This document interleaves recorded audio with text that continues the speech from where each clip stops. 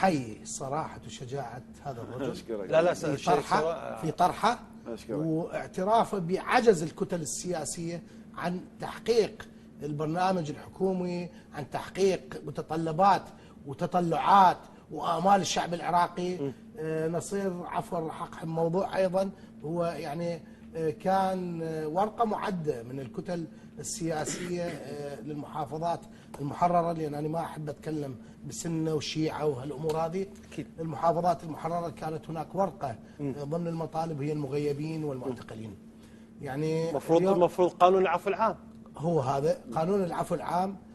كانت هناك وعود حتى من يتصدرون المشهد في هذه المحافظات اليوم، وعدوا جماهيرهم أنه سيكونون محاربين لهذا القانون. اليوم للأسف نشاهدهم ساكتين، لا يتحركون، لا يتكلمون بهذا الموضوع. احنا عندنا اليوم أكثر من 7000 شخص محكوم بالإعدام والمؤبد بسبة المخبر السري سيء الصيت، هذا الإنسان اللي بسببه هناك من أعدم وهناك من ينتظر إعدامه. عندما تعاد المحاكمات، يعني احنا تابعنا عدة قضايا لبعض المعتقلين، معتقل عنده 5 و6 أحكام إعدام.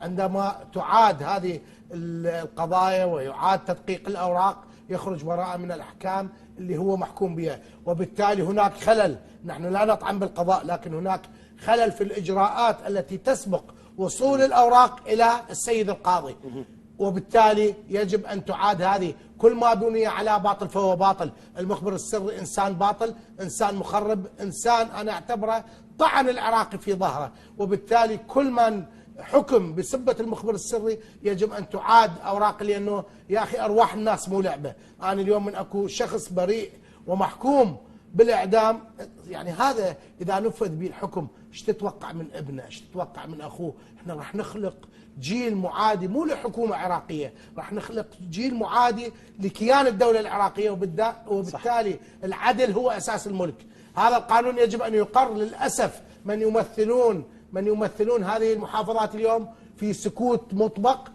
لا يتكلمون أي شيء عن هذا القانون، وكأنما المجاملات السياسية طغت والمصالح الشخصية هي أقوى وهي أفرض.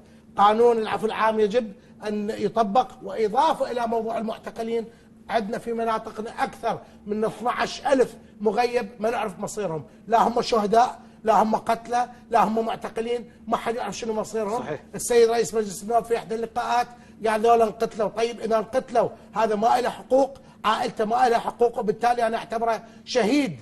يعني يجب أنه هذه حقوق ترد إلى عوائلهم. للأسف أنا قلت أن هذا الملف بأكمله مهمل ومتروك.